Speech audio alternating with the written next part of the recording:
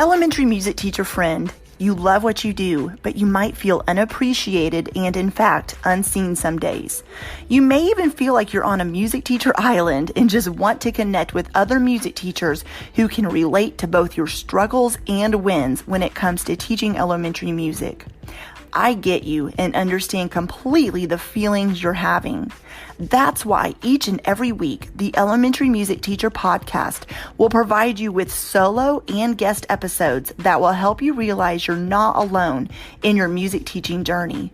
Throughout each episode, my goal is for you to be able to walk away with actionable steps and ideas to help you feel like you're ready to take on the new week with whatever challenges may be thrown your way. Hi, I'm your host, Jessica Peresta, and I'm so glad you're here. Whether you're at home, in your car, in the shower, or wherever else you're listening, grab your cup of coffee or whatever other beverage is nearby and listen in to the Elementary Music Teacher Podcast.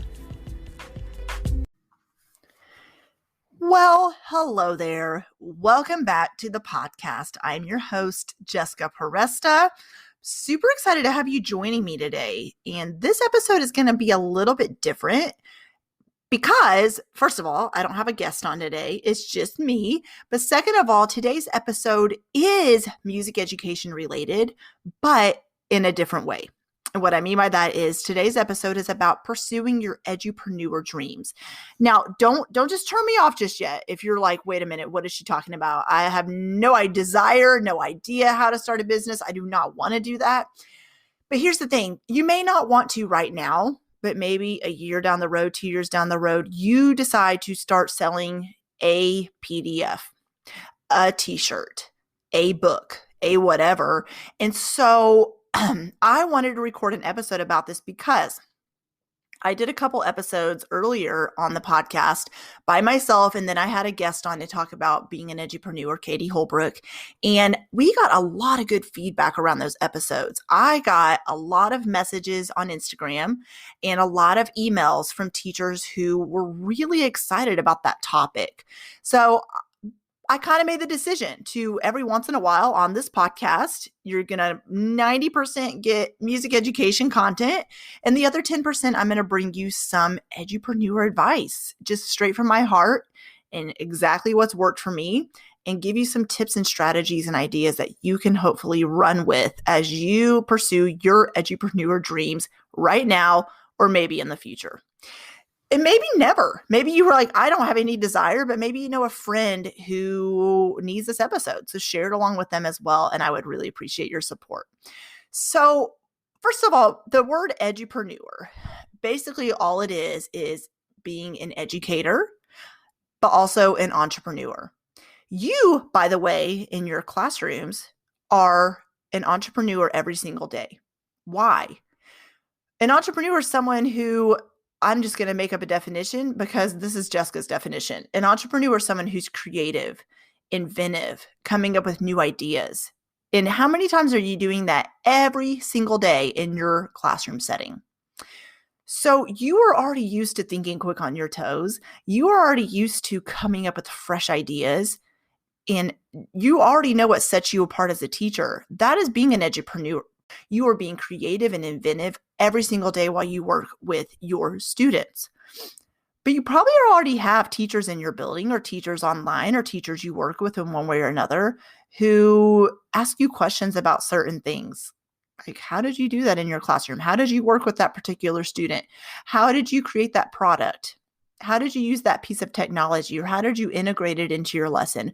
Or whatever else. And maybe you haven't had a teacher ask you per se, but you know that you feel that there's something that sets you apart, where some things that come easily to you and more naturally to you don't come naturally and easy to other teachers. So there is something there that you definitely could help other teachers with. So that goes into my very first point, is to know your why. If you've thought about being an edupreneur, and we're going to talk about all the different ways to do that, but if you've thought about it, about just starting a little side hustle or an online business, and you're just like, oh my gosh, I don't know if I can do another thing. Before you think about all the overwhelm and all the steps that go into it and all the things that you could do, think about your why. Why would you want to do this? Why would you want to start selling a product or service? And my why, the reason I got into my online business, this podcast is part of it, is you, my listeners right now, music educators who need encouragement, support, mentorship, accountability, all lesson plans, all the things that go into being an elementary music teacher. That's my why. My purpose is what drives me to continue going. And so I want you to think about your why. Your why may not be the same as mine. Maybe your why is let's go back to those PDFs. And I hate to just use that as an example, but that is the easiest way I can explain this. Maybe you're so good at creating really creative PDFs where it's not just you creating a worksheet, but you have created these PDFs where you can upload them and you have made them where you can, other teachers can edit them and make them the digital version, and they can edit them as their own. And it's just so easy for you. You're just so talented at that. Changing the fonts and the pictures and what the worksheets entail and the different PDFs is no biggie to you. But to someone else, it takes them hours and hours and hours of figuring out how to do it. So what would your why be behind that? Obviously, your why is not to create a worksheet. Your why is the fact that you want to help other teachers save time. Your why is that these resources that work for you in your classroom, where your students really enjoy them, that your why is you're empowering other music teachers to be able to use these resources you've created for their students, who in return are going to love learning music as well. So it's not just, it's just a worksheet. No, it's not just a worksheet. There is so much going on after that teacher would download that PDF worksheet and use it with their students. So this drives right into my next point, which is identify who you want to serve. So when you are thinking about what to offer to other teachers, who your audience is, it's not just saying my audience is elementary music teachers or I want to serve music teachers. So here's an example. My audience, who I want to serve, is elementary music teachers needing community, elementary music teachers needing support, elementary music teachers who have felt like you're on an island in your building, elementary music teachers who have so many resources, but you don't know what to pull from and what to use when. And I could go on and on and on. So as you could see, I just named 4 examples. So when you identify who you want to serve, you don't have to just pick one topic. You can say, I want to serve music educators who, and fill in as many topics after that as you want. Why are we doing this? When you identify who you're wanting to serve, you're identifying why you're serving them, how you want to serve them, then that will keep you going. That is what basically is your engine on your car that keeps you moving along when the going gets tough, when you're not seeing the progress you thought you would be making. That's what keeps you going. It always is going back to your why and getting started and who you're serving. And it takes the focus off of yourself and onto your audience. So let's talk about when you're pursuing your Edupreneur dreams, there are some first steps you can take. One of the first steps is offering free value without expecting anything in return. And you're like, well, wait a minute, that's not really an online business then. That's like, I'm not getting money. It's just a hobby. You're right. But here's where the magic happens. I provide free value on this podcast each and every week. I think I've taken 2 weeks off since I've started this podcast.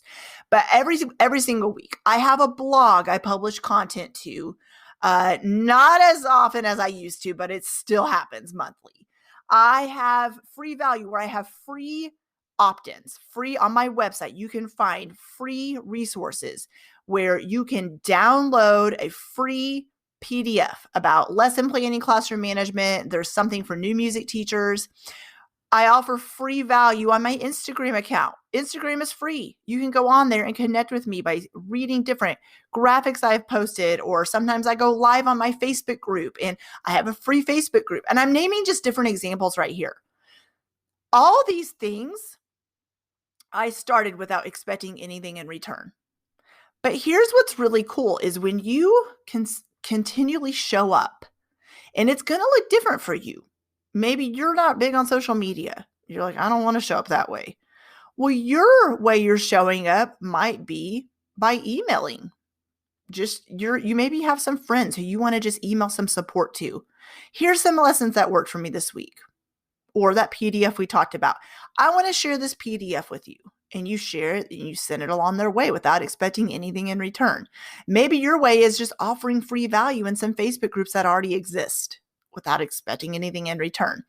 And when you start doing this, when you start offering free value and you continually show up and you're consistent with it, that is when you are ready to sell something, whether it is a service or a product. That is when you will see a return on your investment, a return on your time that you have poured in. You will see people who want to work with you and want to buy the products and services you're offering because they trust you. So one of the very first steps in pursuing your Edupreneur dreams is to think about how can you offer free value to the audience you've already identified that you want to serve. How can you do that? So be thinking through that. Where do I want to hang out? Where is my audience already hanging out? And how do I want to provide value to them? Then you can shift to thinking about what do you want to offer. Maybe it is on Teachers Pay Teachers. Maybe you already have a store and you're wanting to grow it. So maybe you're, okay, how can I offer free value to drive traffic to my Teacher Pay Teacher store? Maybe it is a blog. And maybe you're strategically on your blog, you're inserting a opt-in, which is what you offer when you're trying to get someone on your email list. You offer what's called an opt-in. Download this PDF to get 5 ways to lesson plan. I'm using a very generic example. So maybe you say 5 ways to lesson plan, download this PDF. And from there, when they download it, maybe after they are already on your email list, then you start mentioning your Teacher Pay Teacher product. Or maybe you're driving people to a free Teacher Pay Teacher product to get eyeballs in front of your store. How you strategically get people to where you want them to be is up to you. And it's going to look different for everyone because your business and your products and your services won't look the same as anyone else's. So what I encourage you to do is to really strategically think about, what do you want to offer if you are ready to put something into the world as a side hustle on top of your full-time teaching gig? What are you wanting to do? So that could look like paid workshops. And maybe that is you're hosting them, or maybe a district is hiring you to do a workshop. Maybe you want to create a course for teachers about something you're super knowledgeable about. Maybe it is all about how to create PDFs easily. Maybe you create a course around that. It could even be a mini course that you offer for not very much. Maybe you have a membership site. I have a membership site. I have a course. I've done paid workshops. Did I start with all the things? No. And it definitely takes a while to figure out, what are you wanting to do? How are you wanting to get it into the world? And what does your audience need from you? That's huge, is what does your audience need? And that will really help drive what you are putting into the world. Maybe you want to offer one-off products. We've already mentioned different Teacher Pay Teacher products. I couldn't say that for a minute. Sorry. Maybe you want to write a book. Maybe it's an ebook. Maybe you want to self-publish a paperback book on Amazon, for example. Maybe you want to start a t-shirt company or sell stickers, or think about any other way that you can monetize and get your products and services into the hands of the teachers and your audience who needs it. So when you make a list of all of these things and you've strategized different ways to do this, don't look at the list and go, oh my gosh, like, how am I supposed to get all this done? This is so much. You're going to choose, and I want you to circle it after you've kind of brain dumped some ideas. Choose one thing that you are the most passionate about, that you feel the most comfortable talking about, and that you want to get started with. And then you're going to start with that. Now, we talked about offering free value without expecting anything in return. So when you have these paid offerings, you've figured out how you're going to get paid for the work you're putting into the world. When you're thinking about offering free value without expectations, let's talk about different ways you can do that. We already mentioned the blog, podcast. Where do you hang out on social media? Is it Instagram, Facebook group, Facebook page? Are you on Twitter? Maybe Pinterest. You love to pin your blog posts and your podcast episodes, and that's a great way to get traffic, by the way. So how you get people to your free content and then you get them to the paid content, there is a lot of strategy behind that, and I'll record another episode one day about that. But right now, I really want you to just think through, how can you offer free value? How can you continually communicate with your audience? And then how can you offer them what you are putting out into the world as a paid product?